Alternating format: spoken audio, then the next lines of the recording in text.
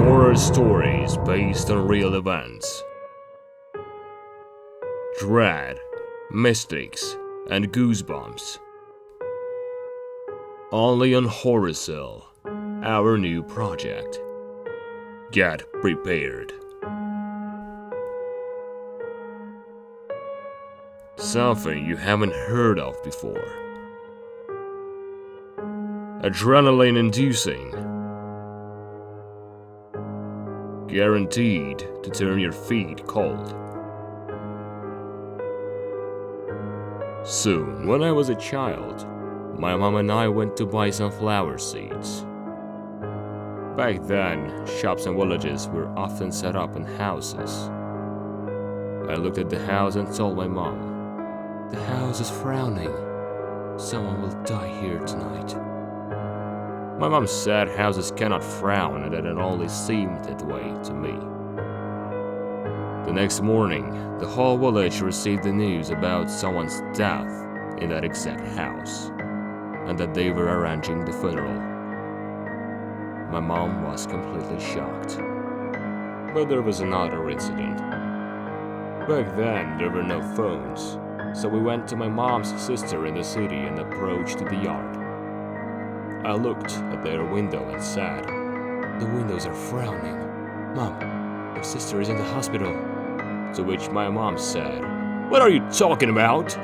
Windows cannot frown. Don't say such nonsense." We went to my aunt's place and her husband opened the door, saying, "She's in the hospital." So, believe children. It's not just their imagination. Children see what adults do not. It was all during the day. I had closed myself in the office for lunch. After eating, I gathered the dirty dishes and carried them to the reception area. As I passed through the partition between the reception and the office, I slightly bumped into a girl standing there and apologized. When I put the dishes on the shelf in the reception area, I remembered that I was alone in the office. Looking back, I didn't see any girl.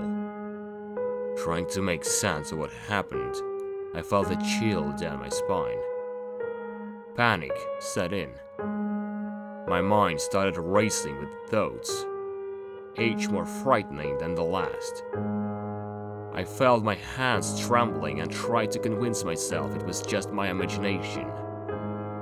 But a strange feeling that I was being watched didn't leave me. I recalled bumping into the girl, and a cold fear pierced me. Her face was too pale, and her eyes were too empty.